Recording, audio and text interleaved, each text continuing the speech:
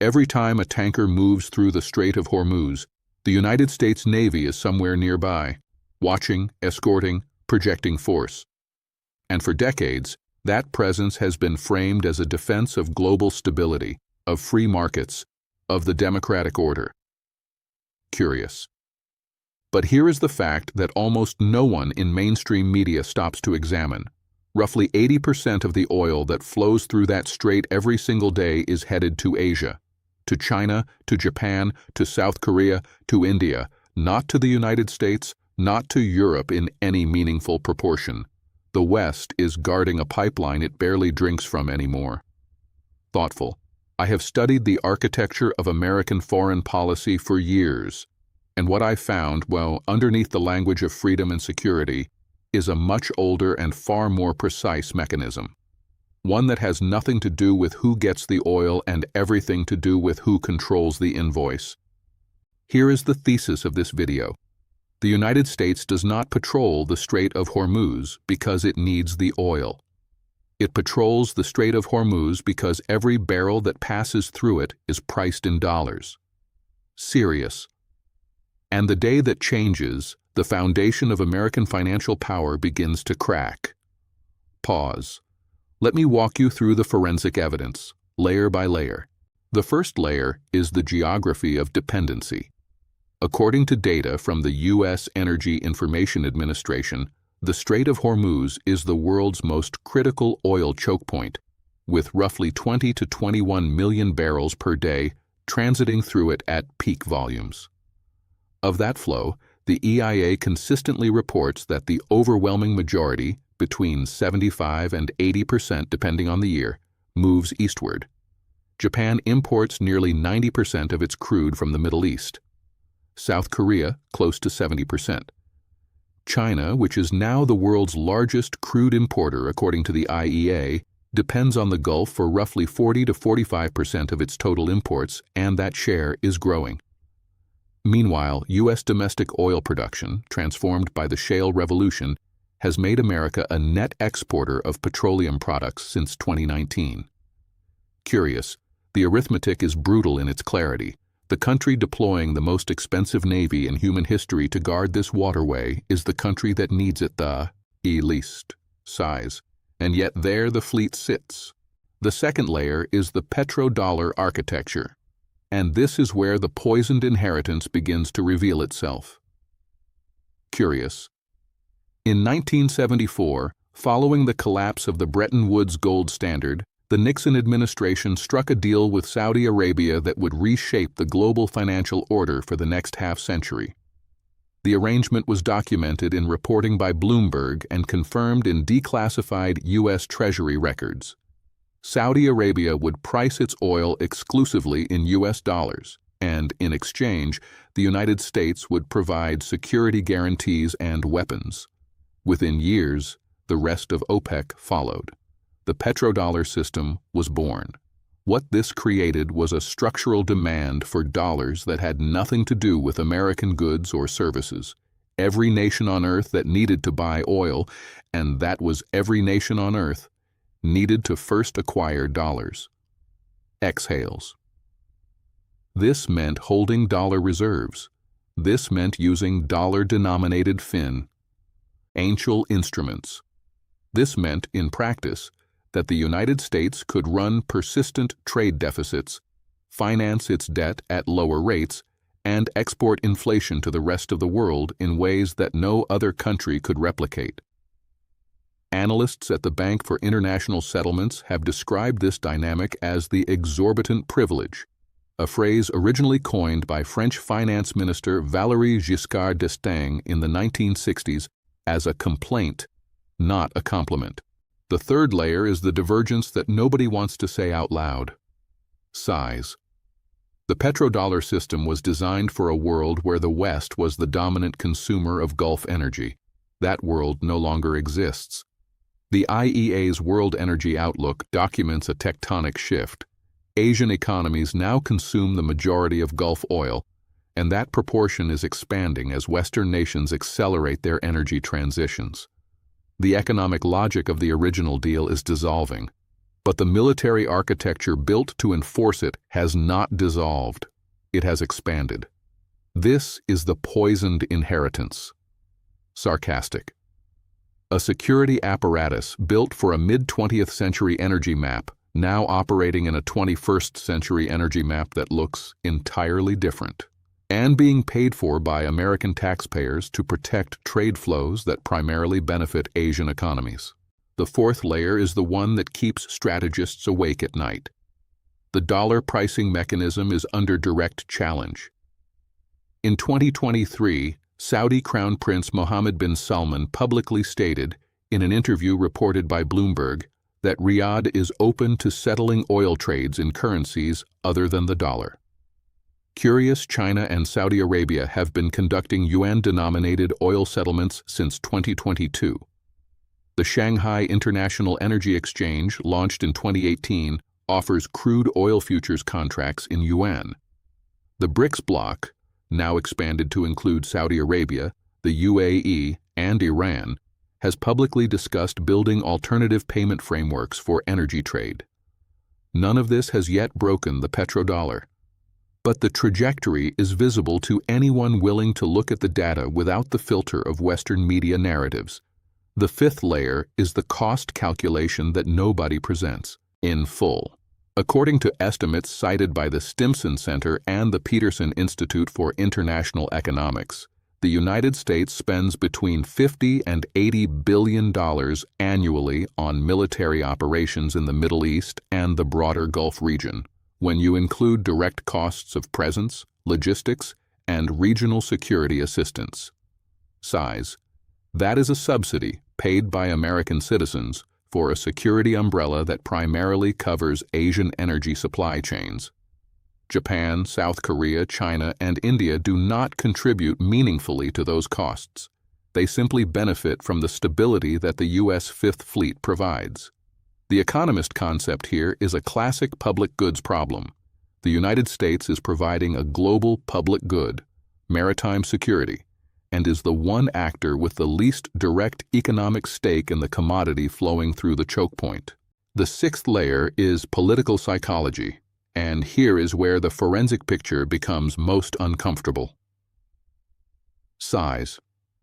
The narrative that drives American public support for Gulf military presence is not built on economics.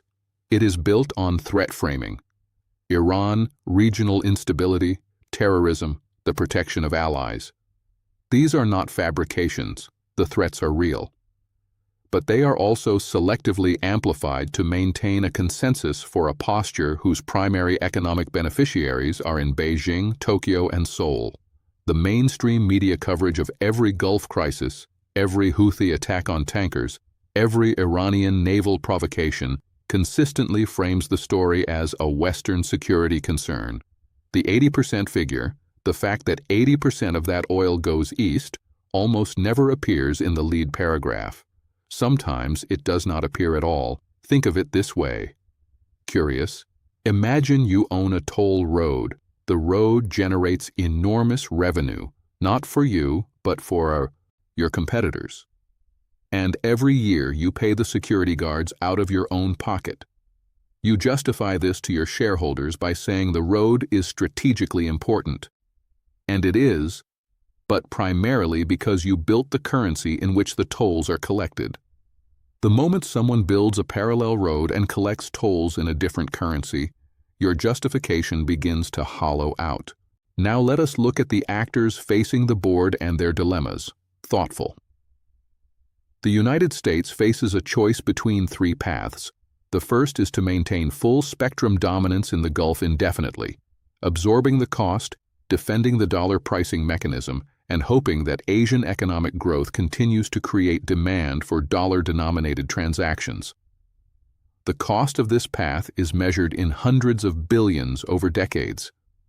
The second path is selective withdrawal, reducing presence, forcing Asian nations to either pay for their own security or accept vulnerability in their energy supply chains. The risk here is that reduced presence accelerates the shift away from dollar pricing because the security premium that justifies it disappears. The third path, the one almost never discussed, is a negotiated restructuring of the petrodollar architecture, creating new multilateral frameworks that preserve dollar centrality without requiring unilateral military subsidy. Curious. Each path carries political costs that no current administration has been willing to pay openly. China, meanwhile, faces its own contradictory position. It is the country with the most to lose if the Strait of Hormuz closes, not the West. A closure would be an economic catastrophe for Beijing. Thoughtful. And yet China benefits enormously from the current arrangement in which the United States bears the security costs while China builds the alternative payment systems that would eventually displace the dollar. Chinese strategists, as documented in analyses by the Council on Foreign Relations, are aware of this paradox. They are accelerating the yuan-denominated settlement infrastructure precisely because they understand that the window, the period in which America maintains the umbrella while its own financial foundations erode, may not remain open indefinitely. Gulf states are making their own quiet calculations. Saudi Arabia's Vision 2030, its economic diversification strategy, is explicitly designed to reduce dependence on a single patron. Curious. The fact that Riyadh joined BRICS, that it is conducting yuan settlements, that it is building infrastructure links eastward through the Belt and Road Initiative, none of this happened accidentally. The Gulf states are not abandoning the American security relationship. They are hedging it. They are building exit options while the current arrangement still holds. As analysts at Chatham House have noted, the Gulf monarchies are practicing strategic ambiguity, maintaining U.S. defense ties while expanding economic and financial relationships with Asia. 4 scenarios from here. In the first scenario, dollar resilience, the petrodollar system proves more durable than challengers expect. Thoughtful, yuan internationalization stalls due to China's capital controls and the opacity of its financial system. The dollar retains its pricing primacy for Gulf oil. The United States continues to bear the security costs but preserves the financial return, the exorbitant privilege, that makes those costs tolerable. This scenario requires no dramatic change. It simply requires that the current system's inertia overcomes the centrifugal forces building against it. In the second scenario, managed transition, over a period of 10 to 15 years, Gulf oil is progressively settled in a basket of currencies, including yuan, euros, and a potential BRICS settlement unit. The dollar's share declines but does not collapse. The United States negotiates a cost-sharing arrangement with Asian nations for Gulf security. The global financial system becomes more multipolar. Thoughtful. This is the scenario that most institutional economists at the IMF and World Bank consider most plausible over a medium-term horizon. In the third scenario, fracture, a major geopolitical event, a conflict involving Iran, a strait closure, or a rapid Saudi shift to yuan pricing, triggers a dollar credibility crisis. Concerned, capital flows accelerate away from dollar-denominated assets. The Federal Reserve faces a structural challenge to its ability to finance U.S. debt at sustainable rates. This is the tail risk scenario, low probability in any given year, non-negligible over a decade. In the fourth scenario, Asian security architecture, Japan, South Korea, India, and China, despite their bilateral tensions, begin to coordinate on Gulf security in ways that reduce American centrality. Curious.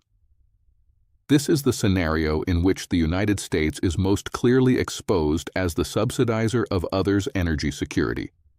It would force a fundamental renegotiation of what American global presence means and costs. And here is what this means for you. If you are watching this, you are someone who has already noticed that the official story, the one about democracy and stability, does not fully account for the geometry of the situation. Thoughtful. You have felt the gap between the narrative and the numbers. This video is the forensic file on that gap. The implications are not abstract. Every foreign policy decision that involves the Gulf, every news cycle about Iran, every debate about U.S. defense spending is downstream of this architecture. Serious. The petrodollar is not a conspiracy theory. It is documented in Treasury records, in IMF working papers, in BIS analyses, in the public statements of finance ministers across 4 continents. It is the operating system beneath the surface of the news. When you understand it, the behavior of states, including states that seem to act against their own short-term economic interests, becomes legible.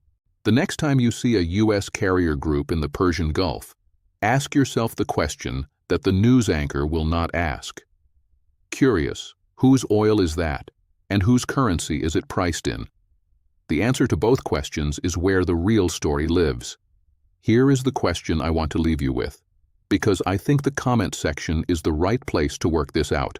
If Asian nations, China, Japan, South Korea, India, are the primary beneficiaries of Gulf oil security, at what point does it become economically rational for the United States to present them with the bill? Thoughtful. And what happens to the dollar the moment that conversation becomes official?